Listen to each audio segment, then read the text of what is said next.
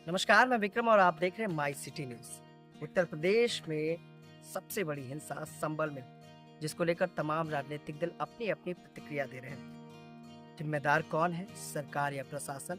और अभी तक कहीं न कहीं न्यायिक प्रक्रिया को देखते हुए सिविल जज के आदेश पर अब तक सीसीटीवी फुटेज खंगाले गए हैं और 400 लोगों की गिरफ्तारी हो गई। संभल हिंसा को लेकर कौन जिम्मेदार कौन नहीं, हमारे साथ बातचीत करने के लिए राष्ट्रीय पार्टी के राष्ट्रीय अध्यक्ष बाबू रामपाल जी हैं। सर, किस तरह से संभल में इतनी बड़ी हिंसा हुई? बहुत बहुत धन्यवाद। यह जो घटना हुई है यह पूरी तरीके से सुनियोजित घटना है, क्योंकि आज जो सत्ताधारी पार्टी है वो अलग अलग तरीकों से पीआईएल दाखिल करके सर्वे के माध्यम से एक भारतीय समाज में उन्माद जो है कि फैलाने का काम कर रही है, जिसका ये नतीजा है। और ऐसे भी हमारे जो भारतीय समाज हैं, मैं इन्हें भी कहना चाहूँगा कि धर्म के नाम पे इतना भी अंधा ना बने कि हाथ में पत्थर उठा लें, हथियार उठा लें, क्योंकि हम सभी अपने हैं, एक हैं। अगर पुलिस प्रशासन के लोग हैं वो भी हमारे अपने हैं, हमारे भाई हैं। और जो यहाँ पे मुस्लिम समाज के लोग हैं ये भी अपने अपने भाई हैं। इन्हें ध्यान रखना चाहिए कि इस धर्म से फ़ायदा किसे हो रहा है। स्वाभाविक राजनीतिक पार्टियों को हो रही है, नुकसान किसे हो रहा है, हमारे जनता को हो रहा है, जो भी एक तरीके से गरीब लोग हैं। इसमें कोई धनवान या कोई नेता का बेटा नहीं जा रहा है। हाँ जी, संभल हिंसा को लेकर जितनी इतनी बड़ी हिंसा पूरे देश में हो गई, कहीं ना कहीं पूरे देश में आज उत्तर प्रदेश के संभल की बात की जा रही है। जिम्मेदार किसे मानते हैं, सरकार को, प्रशासन को, या उन दलों को जो विपक्ष में बैठे? देखिए, मैं जिम्मेदार सरकार को भी मान रहा हूँ, प्रशासन को भी मान रहा हूँ। जो विपक्ष में है वह भी उतने ही जिम्मेदार है। और ख़ास करके आज का जो मीडिया, बड़ा बड़ा मीडिया है, शाम को आप देखेंगे 3-4 जो है कि मुर्गे लड़ाने जैसा काम करके वहाँ पे हिंदू मुस्लिम चलता है। जब जनता देखती है तो जनता में आक्रोश आता है। उस आक्रोश का नतीजा है जब इस तरीके से सर्वे हो रहा है तो वहाँ पे जनता आकर के और एक उन्माद फैला रही है। तो यह सब जिम्मेदार हैं, इन सभी को रोकना पड़ेगा। चूँकि देश को हमें मजबूत करना है तो देश के जो सर्व जाति धर्म के लोग हैं, चूँकि हमारा जो देश है ये बहुजातीय, बहुभाषीय और बहुत धार्मिक देश है, और यही हमारे देश की खूबसूरती है। तो यह बिगाड़ने का काम आज सत्ता पक्ष कर रहा है, और कहीं न कहीं विपक्ष भी इसके मतलब जाल में फंसा हुआ है। विपक्ष को भी अब धर्म को छोड़ करके देश की जरूरी मुद्दे उस पर बात करनी चाहिए। आज बेरोजगारी है, महंगाई है, और पूरी तरीके से अत्याचार, अन्याय आज पिछड़े समाज के साथ, वंचित समाज के साथ घोर अन्याचार अत्याचार हो रहा है। इस पर विपक्ष आवाज़ नहीं उठा रहा है।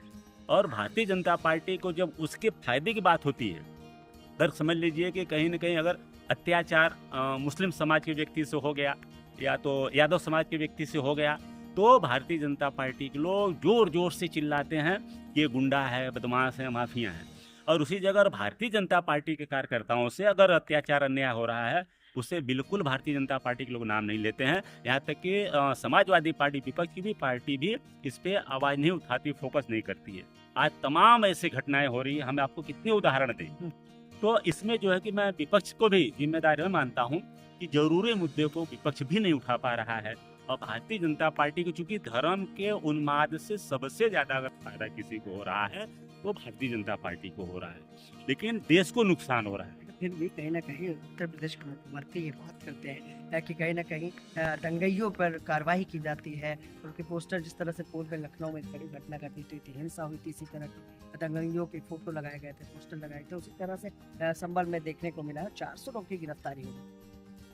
देखिए, 400 लोगों की गिरफ्तारी हुई है तो इसमें स्वाभाविक है कि ढेर सारे निर्दोष लोग भी, जो कहीं न कहीं राजनीतिक लोगों के या तो वहाँ के जो सामाजिक लोग हैं उनके चंगुल में फंसे हुए लोग हैं बेचारे, उनका तो नुकसान ही नुकसान है। जेल में गए हैं, नुकसान उनका है, और फायदा राजनीति करने वाले लोगों का है। तो मैं आपके चैनल के माध्यम से अपने देश की जनता से मैं अपील करना चाहूँगा कि आप नेताओं के इस जो है कि बनाए हुए जाल में आप न फंसो। अपने बच्चों को पढ़ाओ लिखाओ। आज सुबह जो पढ़ने वाले छात्र पढ़े भी, पुलिस की आज रिजल्ट निकला है, हमने पेपर में पढ़ा कि महाराजगंज में एक ही गांव के 10 ब्राह्मण बच्चों का पुलिस में सिलेक्शन हुआ, और बच्चे जो तैयारी कर रहे हैं स्वाभाविक उनका सिलेक्शन होगा। तो हमारे जो गरीब के, खास करके हमारे ओबीसी समाज के, एससी समाज के और माइनॉरिटी समाज के जो बच्चे हैं, उनसे मैं कहना चाहूँगा कि अब धर्म के चक्कर में पत्थर न उठाओ। आप अपने भविष्य के लिए, देश के भविष्य के लिए कलम उठाओ, रोजगार करो। नहीं तो ये नेता जो है कि अपने बच्चे तो विदेश में पढ़ाएंगे, अपने बच्चे को बीसीसीआई का चेयरमैन बनाएंगे, लेकिन आप लोगों को उग्रवादी बनाएंगे, उग्रवादी बनाएंगे, पत्थर दे देंगे, आपका भविष्य खराब कर देंगे। पूरी तरीके से संभल घटना, ऐसी घटनाएं जो हो रही है, जहां भी सर्वे हो रहा है धर्म के नाम पे, ये पूरी तरीके से एक सुनियोजित घटनाएं हो रही है। इस पे रोक लगनी चलिए सर, चाहिए। बहुत बहुत धन्यवाद। ये थे हमारे साथ बाबूराम पाल, राष्ट्रीय उदय पार्टी के राष्ट्रीय अध्यक्ष। संभल में हुई हिंसा को लेकर तमाम सवाल खड़े हो रहे हैं कि आखिर विपक्ष क्या कर रहा है। यहाँ तक कि सत्ता पक्ष के नेता ये कह रहे हैं कि आखिर समाजवादी पार्टी के नेता द्वारा सुनियोजित तरीके से इस दंगे को कराया गया। जिम्मेदार कौन है, तो जनता भी जान रही और जिम्मेदार भी। इस मामले को लेकर कोर्ट ने संज्ञान लिया है, कोर्ट ने कार्यवाही के आदेश दिए। देखने की बात यह रहेगी कि आखिर ये हिंसा कब थमेगी। सहयोगी भरत के साथ मैं लखनऊ से।